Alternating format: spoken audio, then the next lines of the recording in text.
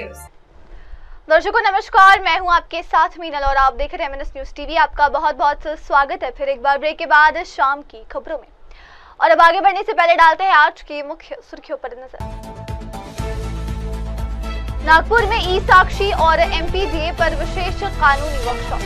नागपुर में गोवंश तस्करी का भांडाफोड़, जूनी कामठी पुलिस की बड़ी कार्रवाई, 100 से अधिक गाय मुक्त। पुणे में RCB की जीत के बाद मचा था हुड़दंग, वीडियो अब आया सामने, 30-40 लोगों के खिलाफ केस दर्ज।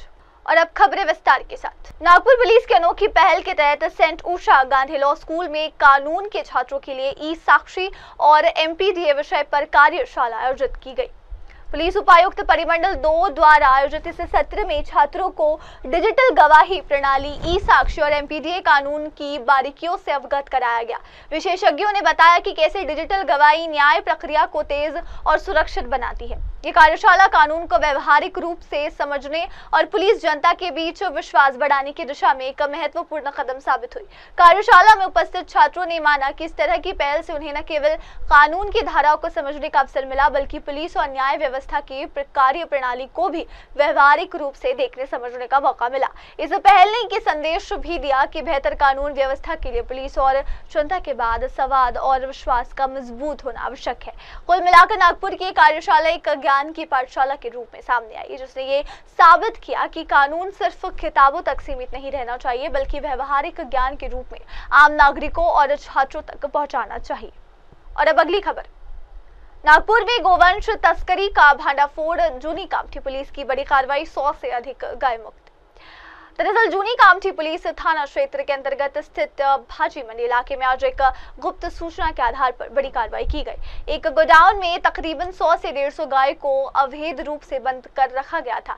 इस रेड में जूनी कामठी, नई कामठी और नागपुर शहर के विभिन्न थानों से लगभग 60 से 80 पुलिस कर्मियों ने संयुक्त रूप से भाग लिया। गोडाउन पर छापा मारते हुए पुलिस ने सभी गौवंश को सुरक्षित मुक्त कराया।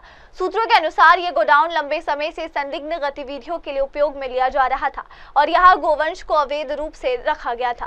फिलहाल गोडाउन संचालक के खिलाफ गोवंश संरक्षण कानून के तहत मामला दर्ज किया गया और आगे की जांच जारी है। पुलिस की इस तत्परता और प्रभावी कार्रवाई से स्थानीय नागरिकों ने राहत की सांस ली। साथ ही प्रशासन की इस सख्ती ने अवैध पशु तस्करी के खिलाफ कड़ा संदेश भी दिया है।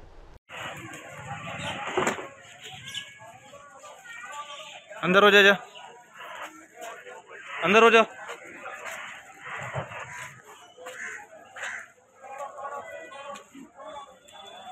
चले चले चले जा।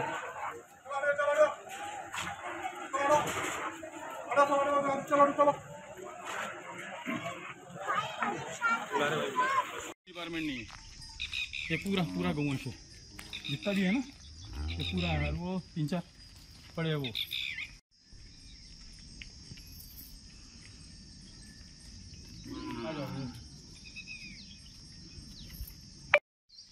एक भी गोवंश सामने नहीं है।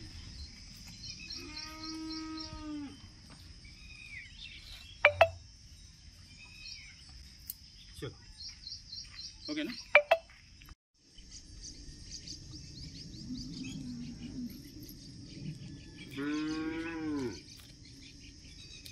सिटी यांच्या आदेशाने आपण नेहमीच अवैध धंद्यांवर कारवाई करत असतो। त्याचाच एक भाग म्हणून आपण काल संपूर्ण झोन 5 मध्ये एक कोम्बिंग ऑपरेशन राबवत होतो। त्यामध्ये मुख्यत्वे करून कामठी या शहरावर आपला फोकस होता आणि तिथून नेहमी तक्रारी येत असतात गोवंश तस्करीच्या आणि हत्येच्या। तर आपण काल दुपारपासून तर रात्री जवळपास 3 वाजेपर्यंत एक कोम्बिंग ऑपरेशन तिथे राबवलेलं आहे। त्यामध्ये आपण जवळपास 400 जे गोवंश जनावरे आहेत ते चेक केलेले आहेत। त्याच्यामध्ये जे दुधाळ होते किंवा ज्यांचे मालक होते, ज्यांच्याकडे व्हॅलिड डॉक्युमेंट्स होते, ते सोडून इतर जवळपास 250 जे असे जनावर जे अमानुषपणे डांबून ठेवण्यात आलेले होते, अशा आम्ही जवळपास 13 जागा आयडेंटिफाय केल्या आणि तिथून त्यांना रेस्क्यू करण्यात आलेलं आहे आणि त्यांना गोशाळेमध्ये तिथून ट्रान्सफर करण्यात आलेलं आहे आणि त्याच्यामध्ये आपण गुन्हा देखील दाखल केलेला आहे। जवळपास हा फक्त जनावरांचाच जवळपास 24 लाखाचा जो मुद्देमाल आहे गोवंशाचा, तो आपण सेफली रेस्क्यू केलेला आहे कालच्या कारवाईत। सर, ही कारवाई अशीच सुरू राहणार आहे का? कारण ईदच्या निमित्तानं मोठ्या प्रमाणात गोवंश कापण्याची माहिती वारंवार पुढे येते। अगदी बरोबर आहे। आम्ही याच्या आधीही स्पष्ट केलेलं आहे CP सरांच्या मार्गदर्शनात की ज्या गोष्टी अवैध आहेत, इलिगल आहेत, त्या कुठल्याही प्रकारे खपवून घेतल्या जाणार नाही आणि ही कारवाई अशीच कंटिन्यू राहणार आहे. जे कोणी अशा अवैध कारवायांमध्ये स्पेशली आता बकरी ईदच्या अनुषंगाने जर गोवंश हत्या अशा अवैध कारवाईमध्ये जर कोणी सहभागी असेल तर नक्कीच आम्ही ठिकठिकाणी ऑलरेडी नाकाबंदी देखील लावलेली आहे आणि आज रात्री देखील आम्ही विविध ठिकाणी कोम्बिंग ऑपरेशन घेणार आहोत जिथे आम्हाला संशय आहे की अमानुषपणे गोवंश डांबून ठेवण्यात आलेला आहे. सर, काही आरोपींना तडीपार देखील या अनुषंगाने आपण केलेला आहे. काय नाही, यामध्ये आपण नेहमीच हे जे हॅबिच्युअल ऑफेंडर्स आहेत ते एकाच प्रकारचे गुन्हे करत असतात, त्यांच्यावर विविध प्रतिबंधक कारवाई करत असतो. त्याच्यामध्ये एक तडीपार आहे आणि हा गुन्हा दाखल केल्यानंतर आपल्याकडे आतापर्यंत 5 आरोपी आयडेंटिफाय झालेले आहेत. त्या 5 आरोपींचा आपण प्रिव्हियस रेकॉर्ड चेक करत आहोत. ते जर प्रिव्हियस रेकॉर्ड मिळून आला तर त्यांच्यावर देखील एक कडक प्रतिबंधक कारवाई नक्कीच केली जाईल. सर, मकोकासारखी कारवाई केली जाणार आहे काय? आणि काल जी कारवाई करण्यात आली आहे ती पालकमंत्री चंद्रशेखर बावनकुळे यांच्याच खरं तर मतदारसंघात कामठीमध्ये झाली. अगदी बरोबर. मी तेच सांगितलं की जर प्रिव्हियस रेकॉर्ड असेल आणि ते जर मकोकाच्या जे काही क्रायटेरिया आहे त्याच्यामध्ये बसत असेल तर नक्कीच आपण मकोका देखील त्याच्यात इन्व्होक करणार आहोत. आणि पालकमंत्री सरांची कॉन्स्टिट्युएन्सी आहे आणि याच्या आधी देखील थोडं इनफेमस होतं कामठी गोवंश हत्येसाठी, तर त्यांचेही वेळोवेळी आम्हाला मार्गदर्शन लाभत असतं, तर त्याचाच एक भाग म्हणून आम्ही ही मोठी कारवाई केलेली आहे. Second bite. और अब अगली खबर। पुणे में आरसीबी की जीत के बाद मचाता हुड़दंग, वीडियो अब आया सामने। 40 लोग के खिलाफ केस दर्ज। दरअसल आरसीबी की जीत के बाद पुणे की सड़कों पर फैंस जश्न में डूबे नजर आए। हालांकि इस दौरान फैंस ने जमकर हुड़दंग मचाया। इसके चलते पुलिस को भी कड़ी मशक्कत का सामना करना पड़ा। पुलिस ने अब हुड़दंग मचाने वाले 40 फैंस के खिलाफ एफआईआर दर्ज किया है। आईपीएल के 18वीं सीजन में रॉयल चैलेंजर्स बेंगलुरु की टीम ने जीत हासिल की। ये पहली बार था जब आरसीबी की टीम ने इस सीरीज में कप जीता था। आरसीबी की जीत के बाद से देश भर में टीम के फैंस ने जश्न मनाया। हालांकि इस दौरान पुणे की सड़कों पर फैंस का हुड़दंग भी देखने को मिला। आरसीबी फैंस के हुड़दंग की वजह से राहगीरों को काफी परेशानी का सामना करना पड़ा। वहीं पुलिस को भी शहर में कड़ी मशक्कत करनी पड़ी। सड़क पर हुड़दंग कर रहे आरसीबी फैंस का वीडियो भी सामने आया है। वहीं पुणे की सड़कों पर हुड़दंग करने वाले आरसीबी फैंस के खिलाफ अब पुलिस ने कार्रवाई की। इस घटना के कई सारे वीडियो भी सामने आए हैं जिसके जरिए पुलिस ने इन हुड़दंगियों की पहचान की है। वहीं अब पुलिस ने सड़क पर जश्न के नाम पर हुड़दंग करने वाले 40 आरसीबी फैंस के खिलाफ एफआईआर दर्ज की। जीत की जश्न के दौरान पुणे में सड़क पर जमकर नियमों का उल्लंघन किया गया। वह वीडियो सोशल मीडिया पर वायरल होने के बाद पुणे पुलिस ने कार्रवाई की है।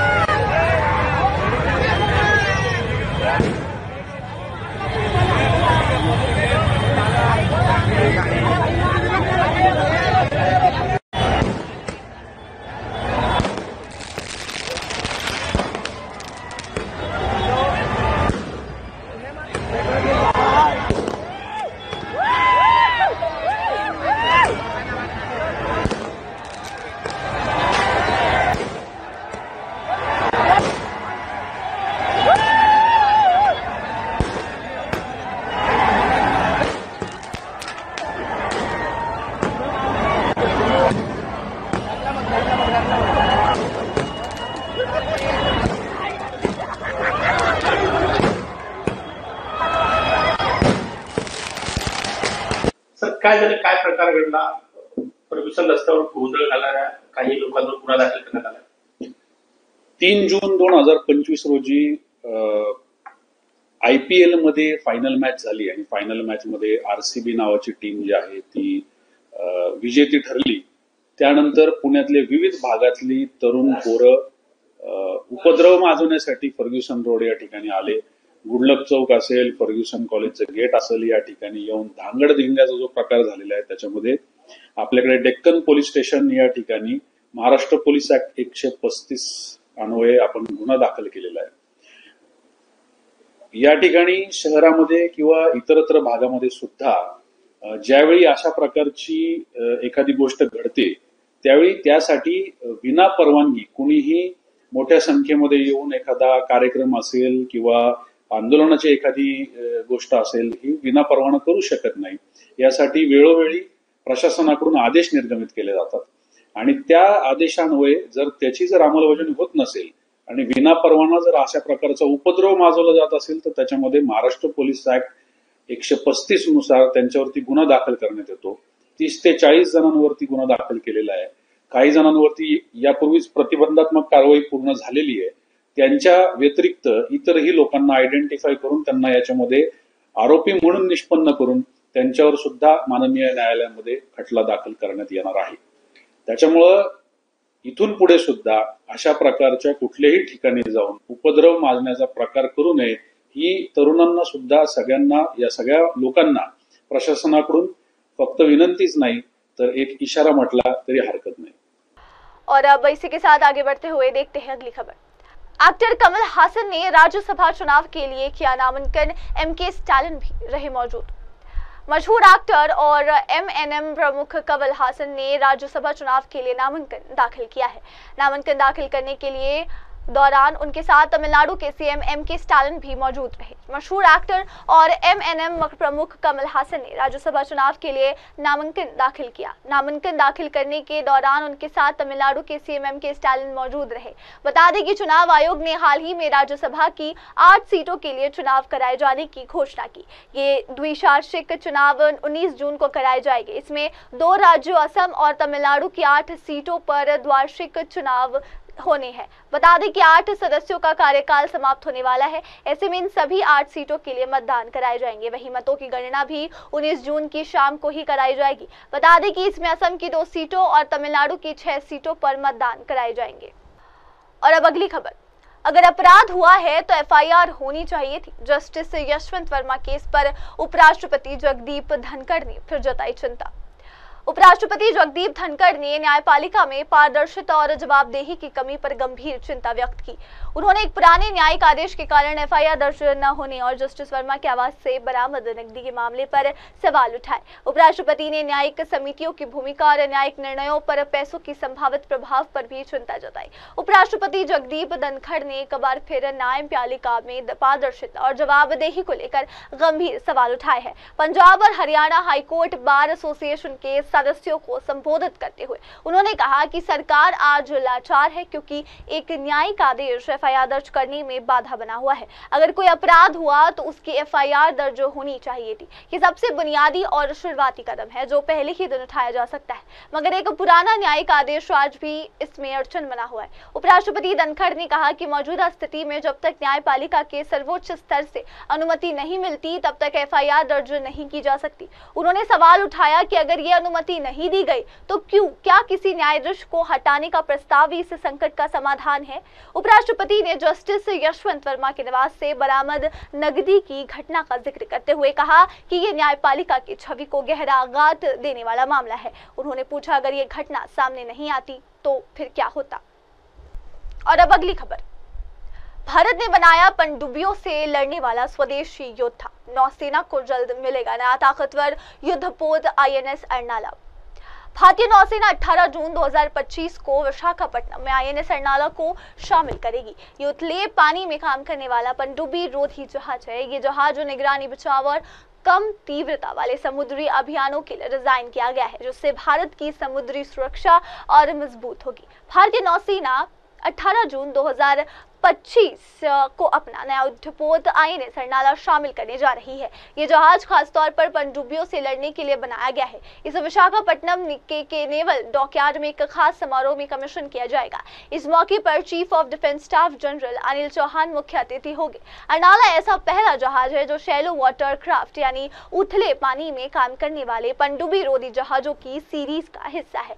कुल 16 ऐसे जहाज बनाए जा रहे हैं। इसे कोलकाता की garden reach ship builders and engineers यानी कि GRSE ने L&D शिपयार्ड्स के साथ मिलकर तैयार किया है। ये जहाज आत्मनिर्भर भारत अभियान का बड़ा उदाहरण है, क्योंकि इसमें 80% से ज्यादा हिस्से देश में ही बनाए गए हैं। Bharat electronics limited, Mahindra defence L&T और MEIL जैसी कई भारतीय कंपनियों ने इसके निर्माण में योगदान दिया। इसके साथ ही 55 से ज्यादा छोटी और मझोली भारतीय कंपनियों MSME को भी इस प्रोजेक्ट से फायदा मिला है। और अब अगली खबर। संजय गायकवाड़ ने लाडली बहन योजना को बताया बेकार, कहा फालतू पैसा खर्च करने से अच्छा किलो पर करे। महायुति सरकार की महत्वाकांक्षी योजना लाड़की बहन योजना, विपक्ष ने इस योजना की आलोचना की, लेकिन अब शिंदे गुट के विधायक योजना का विरोध कर रहे हैं। शिवसेना शिंदे गुट के विधायक संजय गायकवाड़ ने लाड़की बहन योजना की आलोचना की।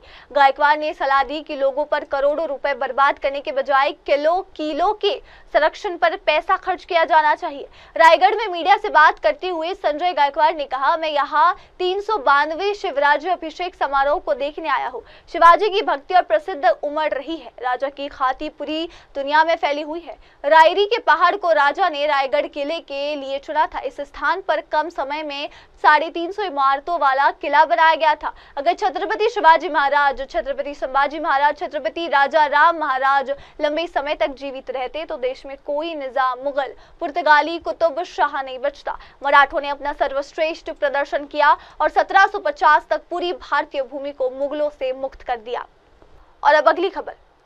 USA के उप विदेश मंत्री का बड़ा बयान, कहा आतंकवाद के खिलाफ लड़ाई में भारत के साथ अमेरिका ने आतंकवाद के खिलाफ जंग में भारत के साथ खड़े होने का बयान दिया। हालांकि ऑपरेशन सिंदूर के बाद अमेरिका ने अब खुलकर ये बयान दिया है। अभी तक अमेरिका ने पहलगाम को आतंकी हमला कहने से भी दूरी बनाए रखी थी। भारत पाकिस्तान के बीच ऑपरेशन सिंदूर के दौरान हुए संघर्ष के बाद पहली बार अमेरिका का बड़ा बयान सामने आया है। अमेरिका के उप विदेश मंत्री क्रिस्टोफर लैंडाऊ ने कांग्रेस सांसद शशि थरूर के नेतृत्व वाले सर्वदलीय प्रतिनिधिमंडल से कहा कि अमेरिका आतंकवाद के खिलाफ लड़ाई में भारत के साथ मजबूती से खड़ा है। बता दें कि यह प्रतिनिधिमंडल पहलगाम आतंकवादी हमले और ऑपरेशन सिंदूर पर भारत के रुख से अवगत कराने के लिए अमेरिका में है। भारतीय प्रतिनिधिमंडल ने शुक्रवार को यहां लैंडाऊ से मुलाकात की। भारतीय दूतावास ने सोशल मीडिया मंच X पर कहा, डॉक्टर शशि थरूर के नेतृत्व में सर्वदलीय संसदीय प्रतिनिधिमंडल की अमेरिकी उप विदेश मंत्री लैंडाऊ के साथ अच्छी और स्पष्ट बातचीत हुई।